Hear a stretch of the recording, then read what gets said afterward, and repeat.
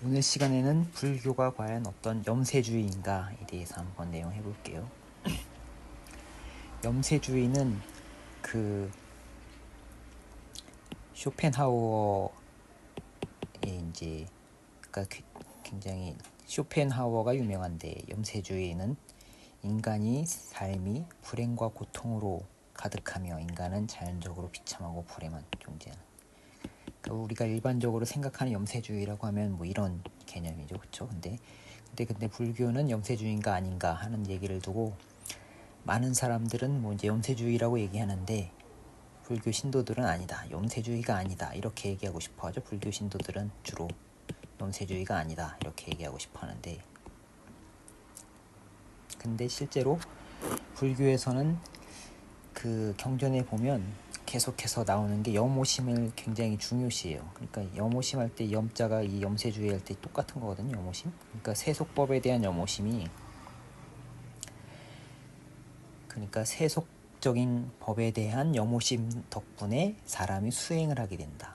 그러니까 염오한다는 건, 염이라는 건 그러니까 예전에 말씀드렸죠. 증오하고 좀 다르다. 증오, 네가 밉다 이런 거하고는 다르고, 네가 징글징글하다 뭐 이런 얘기죠, 그렇죠? 네가 징그럽다, 뭐 역겹다 이런 거예요. 네가 역겹다, 징그럽다, 역겹다 이런 거예요. 그러니까 사랑하는 사이에도 미워하면은 다시 합쳐질 가능성이 있는데, 네가 역겹다, 징그럽다 막 이러는 사람들은 다시 합쳐질 가능성이 별로 없는 거죠, 그렇죠? 이렇게 진짜로 떠나갈 마음을 내게 된다는 거예요. 세속법에 대한 염오심이 있으면. 그러니까 염오심을 수행 시작의 동력으로 삼았기 때문에 경전에 굉장히 뭐 한두 번 나오는 얘기가 아니라 아주 자주 나오는 얘기예요. 염오심이 있으면 어떻게 돼요? 염오심이 있으면은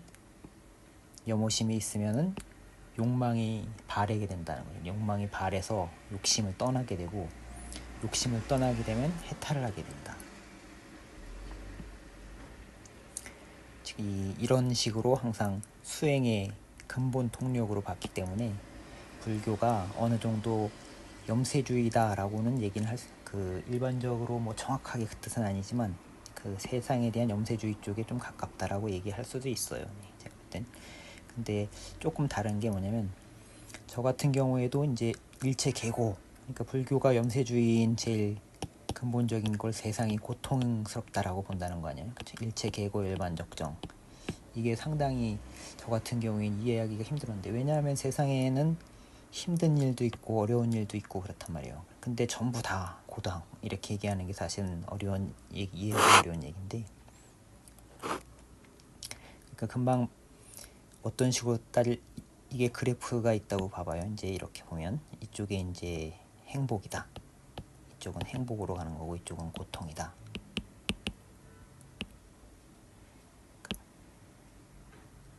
그러니까 행복과 고통 사이를 이제 시계추처럼, 이게 쇼펜하우어가 했던 말인가, 하여튼 행복과 고통 사이를 왔다 갔다 하는 게, 일반적으로 사람들은 어때요? 이 행복해지려고 하잖아요. 이렇게 행복해지려고. 일체라고 하는 얘기는, 여기서 일체는 이 고락을 다 칭한다고 봐야 돼. 일체가 이 고통과 행복을 다 칭한다고 봐야 되겠죠.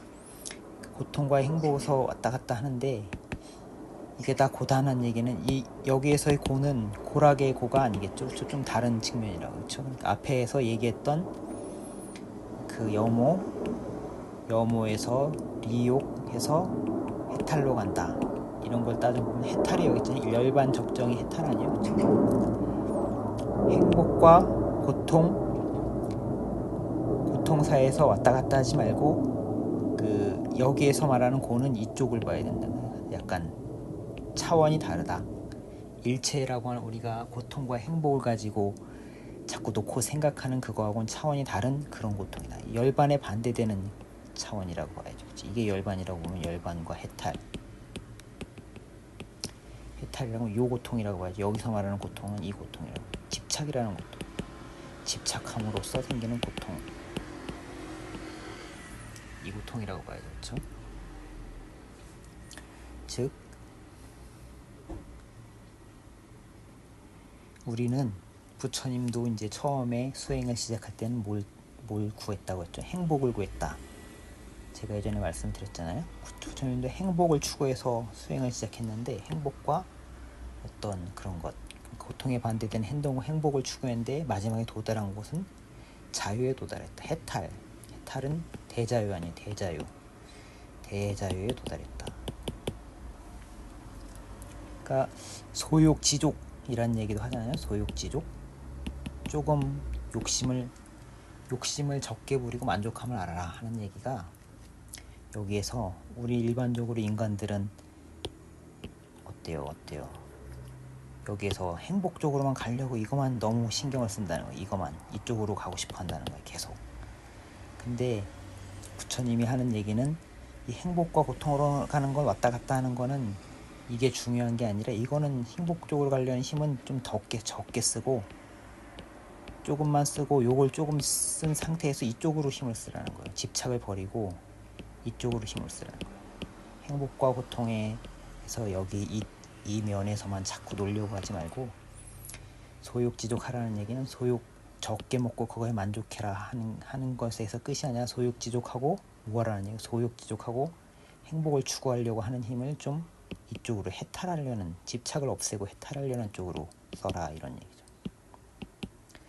그러니까 여기서 일체계고 열반적 정도, 그렇게 볼 수 있다. 제가 볼 때는 일체라는 거는 뭐예요? 고락이 모두 고통이라는 거는 무슨 뜻이냐? 여기서 이 고는 열반과 이 차원이 다른 일체계고라는 집착계고라고 얘기해야 돼요. 집착계고. 여기에서 고는 집착으로부터 오는 열반의 자유와 반대되는, 해탈과 반대되는 고통으로 봐야 되고, 그러니까 기쁨이 있더라도 여기에 집착하게 되면 이거는 고통이라는 거죠. 그런 뜻으로 해석하면 이게 일체계고 열반적정이 잘 해석이 된다, 이렇게 생각이 듭니다. 그러니까 이 열반이라고 하는 거의 뜻도 이런 측면에서 한번 조금 더 생각해 볼 수 있는데, 일반적으로 열반을 지복의 상태, 이게 서양 사람들이 잘 오해하는 거 아니에요, 그렇죠? 열반은 지복의 상태로 생각을 하죠, 그렇죠? 그러니까 서양은 신비주의자들한 게, 신비주의자 뭐 이런 사람들이 생각하는 어떤 그런 지복의 상태는 뭐예요? 행복에 가까운 거예요, 행복이.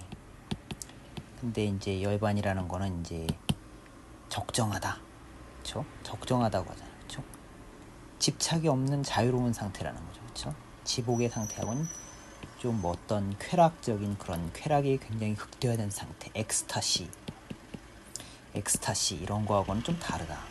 열반이란 적정하다고 그러잖아요. 그러니까 불교의 개념에는 이런 쪽으로 생각을 하면 열반이라는 개념도 조금 더 이제 서양 사람들이 하는 오해, 이런 오해는 좀 쉽게 피할 수 있다라고 생각합니다.